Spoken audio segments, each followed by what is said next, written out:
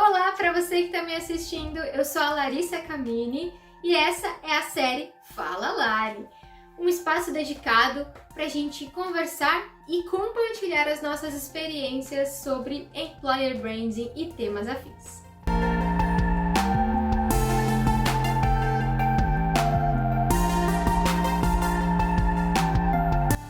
E no tema de hoje nós vamos falar sobre os 5 erros mais comuns para quem está começando as suas estratégias de Employer Branding. O primeiro deles é começar de fora para dentro. O que isso significa na prática? Bom, pense comigo. Se dermos o primeiro passo em direção a uma pesquisa de mercado, olhando para tudo aquilo que os concorrentes estão fazendo de boas práticas, corremos o risco de querer abraçar iniciativas que não combinam com a nossa companhia.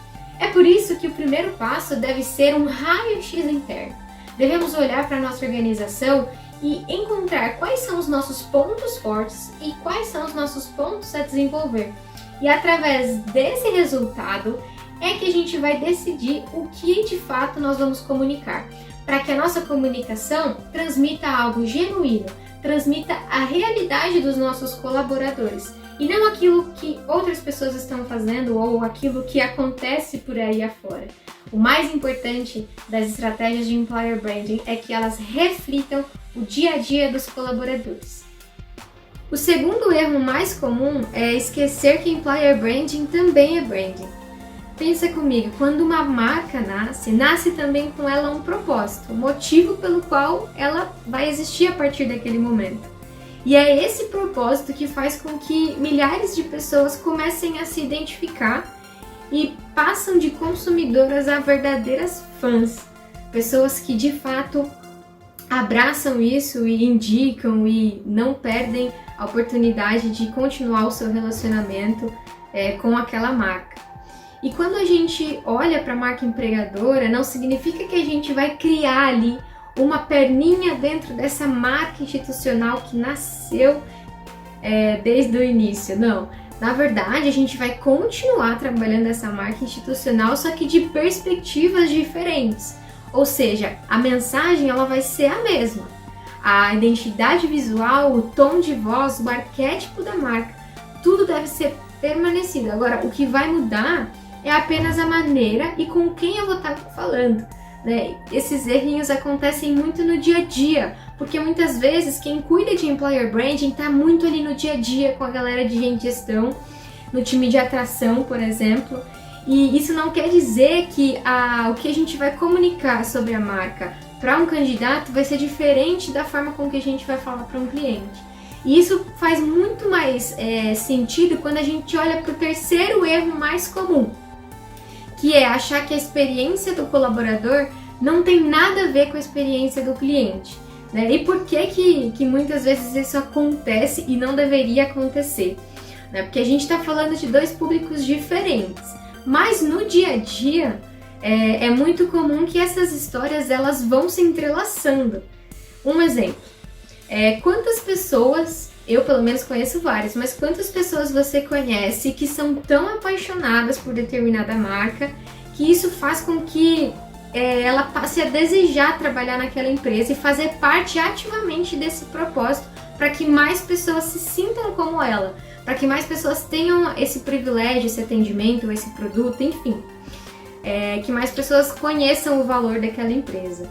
E do outro ponto de vista, é muito comum também a gente ver diversas notícias no mercado de que empresas que são abertas a comunicar a sua cultura, os seus benefícios, a maneira com que elas enxergam as pessoas, isso faz com que ela atraia mais consumidores.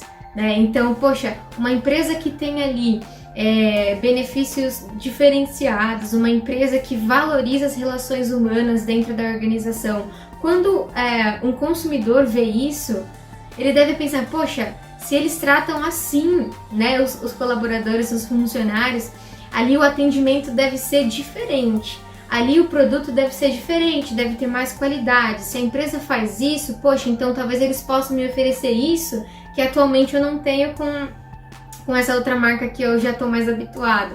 Então, esses erros, eles quase que são 2 em 1, mas eu decidi dividi-los porque na prática faz diferença. Vamos para o quarto erro então. O quarto erro mais comum é não fortalecer aliados internos. Muitas vezes a gente que trabalha com Employer Brand, a gente fica tão preocupado em fazer parcerias externas, seja em eventos, em meetups ou em qualquer outra coisa que seja, que a gente esquece os nossos aliados internos que são muito importantes. Então, vamos pegar um exemplo. Se hoje você trabalha dentro do departamento de gestão, seria crucial que você tivesse uma parceria ali com a equipe de comunicação interna, para estar sempre a par de tudo que está acontecendo, para que você possa transparecer essas ações para fora. Ou então com a equipe de comunicação, para que vocês possam agir em conjunto em estratégias de PR. Ou de repente com a galera de marketing, para fazer algum tipo de ação de forma institucional. Então é muito legal a gente sempre, quando fala de EB, olhar para quem está com a gente no dia a dia. Porque EB nada mais é, como a gente falou no início desse vídeo, de transparecer o que acontece dentro da empresa para fora. E o outro ponto também muito importante sobre aliados internos. Existe uma frase, que eu não me recordo agora quem é o autor, mas essa é uma frase que eu guardo comigo assim para tudo que eu faço, que é o melhor marketing para sua empresa nunca vai ser você que vai fazer. Então, você percebe a força de divulgação dos próprios funcionários, né? Os famosos aí embaixadores das empresas. É muito comum você ver isso hoje em dia. Existem influenciadores internos ali que muitas vezes são eleitos até entre eles, para que eles representem algum valor, para que eles estejam à frente de alguma comunicação ou de alguma ação específica. Então é muito importante a gente ter esse olhar para os aliados internos, tá bom? Bom, vamos falar então do último erro mais comum, que é considerar apenas uma única métrica de sucesso para suas estratégias de Employer Branding. Quando a gente pensa nesse tema, é importante lembrar que a gente não tem apenas um único canal para ter uma única métrica, né? Então, colocando isso na prática, o LinkedIn é um canal muito forte quando a gente fala de marca empregadora, mas ele não é o único. Existem empresas que têm perfis no Instagram voltados para a marca empregadora, empresas que estão no Medium, por exemplo, criando aí blogs para perfis específicos. A gente também tem o Inbound Recruiting, que é um canal de e-mail muito valioso também e já está sendo colocado em prática em muitas empresas. Ou seja, a gente tem diferentes tipos de canais e é óbvio que todos eles vão afunilando ali para o nosso recrutamento, né, com a nossa equipe de atração e seleção. Mas a gente não pode ter apenas uma única métrica de sucesso. Não podemos levar em conta apenas visitas na página, SLA de vagas.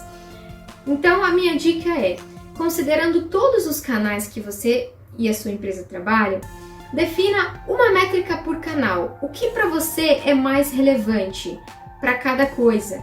Por exemplo, para o YouTube talvez seja mais relevante o número de visualizações ao invés do número de seguidores.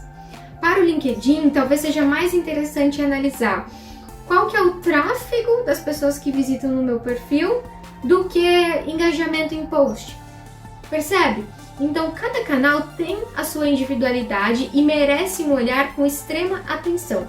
E é claro, depois você pode relacionar tudo isso, né? Tente encontrar métricas em canais diferentes, mas que consigam se relacionar. Lembre-se que o storytelling de dados aí também é crucial para Employer Branding, ainda mais quando a gente está falando de uma estratégia que vai ter como finalidade trazer os melhores talentos. Então, tenha sempre essas métricas por canal e enxergue uma maneira com que elas se relacionem também com as etapas de recrutamento e seleção da sua equipe. Bom, se você chegou até o final desse vídeo, eu quero te agradecer de verdade, de coração, e dizer que eu estou muito feliz em poder compartilhar aquilo que eu tenho vivido, experimentado e também conversado com pessoas dessa área. E se você, por acaso, já vivenciou algum erro diferente do que eu comentei aqui, deixa aqui nos comentários ou me chama pra gente bater um papo. É muito legal essa troca e eu acredito que a gente pode aprender tanto com os nossos erros quanto com os nossos acertos. Então, até o próximo vídeo!